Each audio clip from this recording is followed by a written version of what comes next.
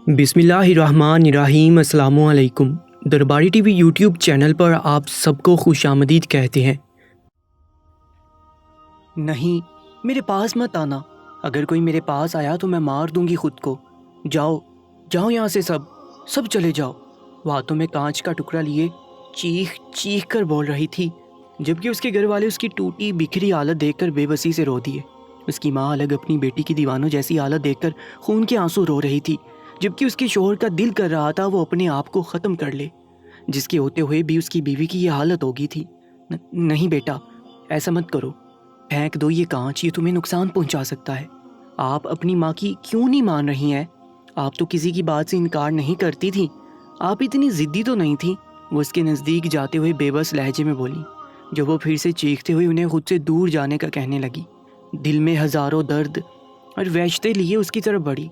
Relax मेरी जान, आप डरो मत, कोई आपके पास नहीं आ रहा। जबकि वो वहशत ज़दा होती चीखने चिल्लाने लगी। मैंने कहा दूर रहें सब मुझसे, और आप भी। नहीं हूँ मैं आपकी जान, मैं गंदी हो गई हूँ, मैं आपके लायक नहीं रही। सब ने मुझे मैला और गंदा कर दिया। वो चीखती चिल्लाती अचानक से खामोश होकर उसकी बाहों में झूल गई। उसकी तकलीफ़ महसूस करके मैंने दर्द से सुर्ख होती अपनी नम आँखें बेंच ली। उसे बेहोश होता देख सब फ़ौरन उसकी तरफ भागे। बेहोशी की हालत में भी उसके चेहरे पर डर और खौफ के साए थे। हर किसी का दिल उस फरिश्ते जैसी मासूम दिल लड़की की तकलीफ़ पर रो दिया। सबको लग रहा था वो बेहोश है, मगर जब मैं उसके करीब गई तो मेरी चीख निकल गई। वो तो ज़िंदगी में कुछ दुख ऐसे भी होते हैं जिनमें रोज़मर्रा के झंझट में आर्जी तौर पर हम भूल जाते हैं, और वक्त की धूल कुछ ऐसे उन्हें अपनी लपेट में ले लेती है कि हमें फुर्सत ही नहीं मिलती। लेकिन फिर अचानक हालात हमें ऐसे मोड़ पर लाकर खड़ा कर देते हैं कि भूला हुआ दुख, खोई हुई याद आंखों के सामने पूरी शिद्दत से ताज़ा हो जाती है। तब हाल का हर मंजर अपनी रानाई खो देता है। अगर हम किसी को अपनी कहानी सुनाने बैठ जाएं तो लोगों को लगता है कि मन गलत कहानी है, झूठ बोल रही है। भला आजकल के दौर में भी ऐसा होता है? उनको क्या पता मैंने और मेरी फैमिली ने कैसे कैसे दुख और सानहे सही हैं जो लफ्ज़ों में बयान नहीं हो सकते। मेरे ससुर को बहुत पहुंची हुई शख्सियत समझा जाता था। लोगों को लगता था ये कोई करामाती हैं। हमारे गांव में पहली रात की दुल्हनों को सारी रात ससुर के कमरे में छोड़ा जाता, और शादी के पहले माह ही लड़की हामिला हो जाती, और सारे गांव में मेरे ससुर की वाह वाह होने लगती कि लड़की का इलाज किया और लड़की हामिला हो गई। और जब मेरी बहन की बारी आई तो मैंने बहुत रोकने की कोशिश की, मगर सब बेसूद साबित हुआ, और शादी के अगले दिन जो हुआ सबके पैरों तले से ज़मीन निकल गई। मेरा नाम फ़िज़ा है, मेरा ताल्लुक़ एक खाते पीते घराने से है। हमारी छोटी सी फैमिली थी, मैं, मेरे वालिदैन, एक बहन और एक छोटा भाई। हमारी दुनिया एक दूसरे के गिर्द ही घूमती थी। ज़्यादा बाहर जाना, सोशल होना मुझे पसंद भी नहीं था, और ना इन सब की इजाज़त थी। सब स्कूल से घर, घर से स्कूल। जब कॉलेज में आई तब भी बुर्का पहनकर कॉलेज जाती और कॉलेज से घर। मेरी कोई दोस्त भी नहीं थी, ना मैं पढ़ाई के अलावा किसी चीज़ में दिलचस्पी दिखाती थी, क्योंकि मैं जानती थी मेरे अब्बा ने ख़ानदान वालों की मुखालफत छोड़कर मुझे पढ़ाने का फ़ैसला किया था, और मैं अपने बाप का सर नीचा होने नहीं देना चाहती थी। मैं खामोश मिजाज थी, मगर हर चीज़ पर गहरी नज़र रखती थी और खामोशी से हर चीज़ का तज्जिया करती थी। मगर मेरी बहन मरियम बहुत जिंदा दिल, हंसमुख लड़की थी। सब उससे बहुत मोहब्बत करते थे, वो सबकी लाडली थी। हम दोनों बहनों की आपस में बहुत दोस्ती थी, क्योंकि हमारा और कोई दोस्त नहीं था। जैसे मैं 20 साल की हुई, मेरे घर वालों को मेरी शादी की फ़िक्र लग गई। हमारे ख़ानदान में लड़कियों की जल्दी ही शादी की जाती थी। हमारा एक गांव था जो कि बहुत पसमानदा था। कोई शादी हो या गमी, हमें दोनों सूरतों में गांव जाना पड़ता। सिर्फ हमें नहीं, बल्कि जिस जिस शहर में हमारे दूसरे रिश्तेदार होते थे, सभी इन मौक़ों पर गांव आ जाते थे। अंदर ही अंदर सब इन रस्मों और रवायतों से आजिज़ थे, मगर कोई कुछ नहीं बोल सकता था। बस बरसों से जो रस्में चलती आ रही थी वैसे ही चल रही थी। उनमें काफ़ी लोग पढ़ लिख गए, आला ओहदों पर फाइज हो गए, मगर आज तक कोई ये रस्म व रवाज तब्दील नहीं कर सका। दर हकीकत हमारे वालिदैन भी इन रस्मों की पासदारी खुशी खुशी करते थे, मगर मेरे जैसे नौजवान नस्ल बेजार नज़र आती थी। वो अपने पैरों की बेड़ियाँ तोड़ना चाहती थी, मगर अफसोस ऐसा मुमकिन नहीं था। अगर नौजवान नस्ल इन रस्मों को बुरा भला कहते तो नाफरमानी के मुर्तकिब हो जाते थे। उन्हें खूब कोसा जाता। मुझे गाँव तो पसंद था, मगर गाँव के लोग एक आँख नहीं बाते थे। मेरी और मेरी छोटी बहन की निस्बत हमारे रिवायत के बिना पर बचपन में ही तय हो गई थी। हम दोनों बहनें अब्बू के कज़न, जो रिश्ते में हमारे ताया लगते थे, सगे ताया तो नहीं थे, मगर हम बचपन से उन्हें ताया ताया कहते आए थे। हम दोनों बहनें ताया के बेटों के साथ मंसूब थी। میری شادی کی تاریخ رکھ دی گئی اور میں بہت گھبرائی ہوئی تھی، کیونکہ تایا لوگ گاؤں میں ہی رہتے تھے، ان کا مستقل قیام گاؤں میں ہی تھا، ان کے دونوں بیٹے زمینیں سنبھالتے تھے۔ ابو کی جاب کی وجہ سے ہم شہر میں رہتے آئے تھے، جب گاؤں میں چھٹیوں میں جاتی تھی تب میرا دم گھٹنے لگتا تھا۔ اب تو میں شادی ہو کر جا رہی تھی، اب مجھے ہمیشہ گاؤں میں رہنا تھا، یہ سوچ ہی مجھے پریشان کر دیتی تھی، مگر میں نے سب اپنے رب پر چھوڑ دیا تھا۔ مگر نہ جانے کیوں جب سے میری شادی کی تاریخ پکی ہو گئی تھی، میری چھوٹی حص مجھے بول رہی تھی کچھ بہت برا ہونے والا ہے، مگر میں خود کو دلاسے دیتی اور اس بہت کو جھٹک دیتی تھی۔ امی کی خواہش تھی کہ دونوں بہنوں کی شادی ایک ساتھ کی جائے تاکہ ایک دوسرے کا سہارا بنے، مگر تایا نے کہا کہ ابھی سالار شادی نہیں کرنا چاہتا ہے، فی الحال صرف رمیز کی شادی کریں گے۔ یہ سن کر میں مزید اداس ہو گئی، جبکہ میری چھوٹی بہن مریم بہت خوش ہو گئی۔ وہ کہتی تھی پہلے تمہاری شادی ہو تاکہ مجھے معلوم ہو گاؤں میں مستقل رہنا اور ان لوگوں کے ساتھ نبھانا مشکل ہے یا آسان ہے۔ مجھے اپنی بہن پر بہت غصہ آ رہا تھا، جو مجھے ٹینشن میں دیکھ کر میرا مذاق اڑا رہی تھی، اور اپنے والدین پر بھی غصہ آ رہا تھا۔ اتنا پڑھنے لکھنے جاب کرنے کا کیا فائدہ جب ان سب کی سوچ اور روایت ہی نہ بدل سکے۔ میں نے اپنی شادی کی تیاریوں میں کوئی دلچسپی نہیں لی، کیونکہ میں بھی شادی نہیں کرنا چاہتی تھی، آگے پڑھنا چاہتی تھی، جاب کرنا چاہتی تھی، مگر اس خاندان میں جہاں پڑھائی کی اجازت مشکلوں سے ملتی ہو وہاں پر جاب کرنا تو ناممکن تھا۔ شادی کی تیاریاں مکمل ہو گئیں، اب ہمارے گاؤں جانے کی باری تھی، وہاں پر شادی ہونی تھی، اور میں بہت ڈری ہوئی تھی۔ جب شادی ہوئی تو جس بات کا مجھے سب سے زیادہ ڈر تھا وہی ہوا۔ میرے سسر کے بہت کرامات تھے، لوگ ان کو کوئی پہنچا ہوا بزرگ تصور کرتے تھے۔ جب بھی کسی کی شادی ہوتی تو ہونے والی دلہن کو میرے سسر کے پاس چھوڑ جاتے، تاکہ سسر دلہنوں پر دم درود کرے اور دلہن بخت والی بن جائے اور جلدی حاملہ ہو جائے، اور پھر شادی کے 1 ماہ بعد ہی وہ حاملہ ہو جاتی اور پورے سسرال میں اس کی واہ واہ ہوتی اور سب سمجھتے ایسا میرے سسر کی دعا کی برکت سے ہوا ہے، اور سب سسر کو کوئی ولی تصور کرتے تھے۔ اب جب میری باری تھی تو میں بہت ڈری ہوئی تھی۔ جو مجھے شوہر کے کمرے کی بجائے سسر کے کمرے میں لے جایا گیا تو میرا سارا جسم کانپ رہا تھا۔ میں پڑھی لکھی باشعور لڑکی تھی، مجھے اندازہ تھا کہ ایسی کوئی کرامات نہیں ہوتی، اور کسی بھی لڑکی کو ایک مرد کے ساتھ تنہائی میں ہرگز نہیں بیٹھنا چاہیے۔ ہمارا دین بھی اس بات کی ممانعت کرتا ہے۔ اگر میں کچھ بولنے لگتی تو میری تعلیم کو ہر بات نشانہ بنایا جاتا کہ چپ کرو، اور لکھ کر لڑکی کا دماغ خراب ہو گیا۔ کہا بھی تھا ریاض کو مت پڑھاؤ بیٹیوں کو، مگر یہ ہماری سنتا کب ہے؟ ہر بار میرے کچھ بولنے پر ابو کو باتیں سنائی جاتی اور ابو بیچارے کسی جرم کی طرح سر جھکا کر کھڑے ہو جاتے۔ میں اپنے ابو سے بہت محبت کرتی تھی، میں نہیں چاہتی تھی میرے ابو سب کے سامنے شرمندہ ہوں، ان کا سر شرم سے جھکے، اس لیے میں اکثر کسی بات کو ناپسند کرنے کے باوجود چپ ہو جاتی تھی۔ میری شادی کے وقت ابو نے مجھ سے کہا دیکھو فیضا بیٹا، میں نے سب کو ناراض کر کے تم دونوں بیٹیوں کو پڑھایا، میں چاہتا تھا میری بیٹیاں باشعور ہو جائیں، انہیں صحیح غلط کا علم ہو جائے، اب میری اس نیکی کو میرے لیے سزا بننے مت دینا۔ بھائی صاحب بہت سخت مزاج کے ہیں، ان کے سامنے چپ ہی رہنا، اگر کچھ بھی بولا تو ہر بار تمہاری پڑھائی کو مورد الزام ٹھہرایا جائے گا اور مجھے بدذات کہا جائے گا۔ ان لوگوں کی جو بھی رسومات ہیں انہیں چپ چاپ کرنے دینا، تمہارے کچھ بھی کہنے سے وہ لوگ پیچھے تو کبھی نہیں ہٹیں گے، الٹا تمہارا جینا دوبر کر دیں گے۔ میری بیٹی پڑھی لکھی سمجھدار ہے، اپنے باپ کی بات سمجھ گئی ہوگی۔ ابا کی بات پر میں نے سر ہلایا، مگر جب ابا چلے گئے تو میں گھنٹوں روتی رہی۔ یہ سب کیا ہو رہا تھا میری زندگی میں؟ مجھے صحیح غلط کی پہچان کرا کر چپ رہنے کا کہا گیا تھا، ہر غلطی ہر زیادتی پر اپنے ہونٹ سینے کا حکم سنایا گیا تھا۔ اس تعلیم کا کیا فائدہ تھا جو میرے کسی کام نہ آئی، اور الٹا مجھے علم بھی ہو کہ صحیح کیا ہے غلط کیا ہے۔ مجھ سے تو اچھی گاؤں کی گوار لڑکیاں تھیں، انہیں جو بھی کہا جاتا چپ چاپ ہنسی خوشی کر لیتی تھی، کیونکہ انہیں صحیح غلط کی پہچان نہیں تھی، کیونکہ وہ تعلیم جسے زیور سے آراستہ نہیں تھی۔ اب بھی اس بات کو غلط ماننے کے باوجود میں نے اپنے ہونٹ سی لیے اور چپ چاپ سسر کے کمرے میں آ گئی۔ اب جو میرے اندر بیت رہا تھا وہ تو میرا رب بھی جانتا تھا، مگر مجھے خاموش رہنا تھا۔ اب میں گھونگھٹ میں سسر کے کمرے میں بیٹھی تھی، سسر نے میرا گھونگھٹ اٹھایا، میں شرم کے مارے زمین میں گڑ گئی۔ جو گھونگھٹ میرے شوہر کو اٹھانا تھا وہ میرا سسر اٹھا رہا تھا۔ میں نے آنکھیں اوپر نہیں کی، میرا دل اتنے زور سے دھڑک رہا تھا ایسا لگ رہا تھا سینہ چیر کر باہر آ جائے گا۔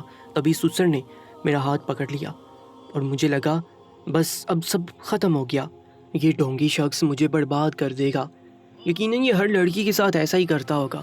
اب میں کیا کرتی، چیختی چلاتی یا اپنی چیخوں کا گلا گونگتی؟ میری حیرت کی انتہا نہیں رہی جب سسر نے میں بے بس دبی آواز میں سسکتی رہی۔ میری تعلیم نے میرا منہ بند کر دیا تھا، علم شعور سکھا کر مجھے خاموش کرا دیا گیا تھا۔ میں نے فضول کی روایات کی بیڑیوں میں بری طرح جکڑی گئی تھی، اتنی مجبور تھی کہ صحیح کو صحیح، غلط کو غلط نہیں بول سکتی تھی۔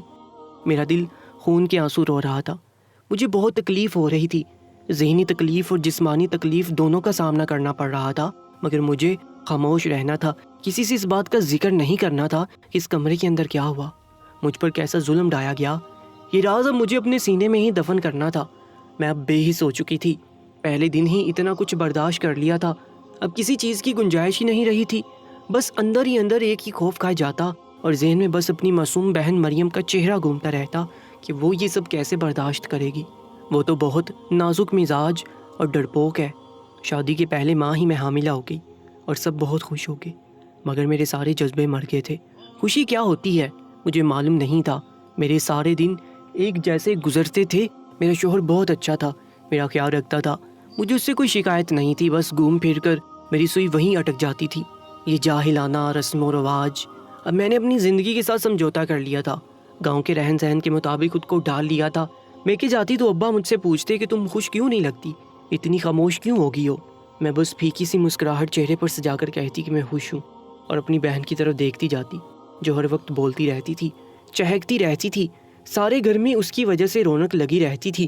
میں اسے ہنستا مسکراتا دیکھ دل سے اس کے لیے دعا کرتی تھی کہ ہمیشہ ایسے ہی ہنستی رہے، مگر کچھ دعائیں قبولیت کا شرف نہیں پاتی، بڑی بے دردی سے رد ہو جاتی ہیں۔ شاید وہ ہمارے آخرت کے لیے ذخیرہ ہوتی ہیں، مگر اس وقت ان دعاؤں کے رد ہونے کی جو تکلیف ہوتی ہے وہ بیان سے باہر ہے۔ اب مجھے آخری ماہ چل رہا تھا اور میں ہر نماز میں دعا کرتی تھی کہ مجھے بیٹا ہو، کیونکہ میں جانتی تھی اس خاندان میں بیٹیوں کا کوئی مستقبل نہیں۔ اور جب میری ڈلیوری کا وقت آیا تو میں بہت ڈری ہوئی تھی، تب مجھے نرس نے بتایا کہ مجھے بیٹی ہوئی ہے، اور میری آنکھوں سے آنسو جاری ہو گئے۔ جس بات کا ڈر تھا وہی ہوا، مگر میں نے جب اپنی معصوم بیٹی کی طرف دیکھا تو حیران رہ گئی، اس کی شکل مریم سے بالکل ملتی تھی۔ میں نے اپنی بیٹی کی طرف دیکھ کر عہد کر لیا کہ جو کچھ میرے ساتھ ہوا ہے وہ میں ہرگز اپنی بیٹی اور بہن کے ساتھ نہیں ہونے دوں گی۔ اسی دوران گھر میں مریم کی شادی کی باتیں ہونے لگیں اور شادی کی تاریخ بھی رکھ دی گئی۔ میں امی سے کہتی رہی، امی پلیز مریم کے ساتھ ایسا مت کریں، اب بھی وقت ہے، نہ کریں یہ شادی، توڑ دیں یہ رشتہ۔ اور امی کو ساری داستان سنائی کہ میرے ساتھ کیا ہو چکا ہے، مگر امی نے میری ایک نہ سنی۔ انہیں لگ رہا تھا میں جھوٹ بول رہی ہوں، جھوٹی کہانی کر رہی ہوں تاکہ مریم کا رشتہ ادھر نہ ہو۔ امی نے کہا بیٹا بچپن کی منگ ہے وہ تمہارے دیور کی، اب اگر منگنی توڑیں گے تو تم نہیں جانتی ہمارے یہاں کیسا ہنگامہ برپا ہوگا۔ مریم کا منگیتر کوئی انتہائی قدم اٹھائے گا، لوگ اسے بھڑکائیں گے اور وہ کوئی نہ کوئی غلط قدم اٹھا لے گا۔ تم نہیں جانتی یہ معاملے بہت نازک ہوتے ہیں۔ امی مجھے سمجھا رہی تھی، میں نے امی سے کہا امی بیٹیاں بھی تو نازک ہوتی ہیں۔ اتنا کہہ کر میں وہاں رکی نہیں اور چھت پر چلی آئی۔ آخرکار شادی کا دن بھی آ گیا۔ مریم دلہن بن کر بہت پیاری لگ رہی تھی۔ اسے رخصت کر کے جب گھر لائے، جب میری بہن کا ٹائم آیا تو میں نے یہ رسم کرنے سے منع کر دیا، کیونکہ میں اس رسم کی حقیقت جانتی تھی، لیکن گھر والوں نے زبردستی میری بہن کو سسر کے کمرے میں چھوڑ دیا۔ کسی نے میری بات نہیں سنی۔ امی ابو مجھے آنکھیں دکھاتے رہے اور شوہر نے ڈانٹ کر چپ کروا دیا۔ میرا سسر ساری رات میری بہن کے ساتھ وہ کرتا رہا جو اس نے میرے ساتھ کیا تھا، جو شاید ہر لڑکی کے ساتھ کرتا ہوگا۔ کتنا تکلیف دہ مرحلہ تھا۔ میری معصوم بہن یہ سب کیسے برداشت کرتی رہی؟ اسے تو کانٹا بھی چبھتا تھا تو شور مچا دیتی تھی۔ ساری رات نہ جانے وہ کس حال میں رہی ہوگی۔ یہ سوچ کر میں ساری رات جاگتی رہی، جلے پیر کی بلی کی طرح سارے گھر میں چکر کاٹتی رہی۔ امی والے بھی آج یہیں رک گئے۔ ہمارا اپنا آبائی گھر بھی تایا کے گھر کے ساتھ جڑا ہوا تھا۔ اگلی صبح ہم پر ایسی قیامت ٹوٹی کہ بیان سے باہر تھا۔ جب بہت دیر ہوگی اور مریم کمرے سے باہر نہیں نکلی، سسر شرمندہ سے باہر آئے اور بولے کہ معلوم نہیں مریم کو کیا ہوا، بے ہوش ہو گئی ہے، کچھ بول نہیں رہی۔ سمندر کی طرف بھاگے، مریم پر پانی کے چھینٹے مارے تو مریم اٹھ کھڑی ہوئی، مگر اس کا انداز عجیب وحشی پن لیے ہوئے تھا۔ چیخ رہی تھی، چلا رہی تھی۔ میں نے کانچ اٹھا لیا اور بولی کوئی میرے پاس نہ آئے۔ امی ابو، میں، مریم کا شوہر، سب اسے سمجھاتے رہے، مگر مریم کسی کی کوئی بات نہیں سن رہی تھی۔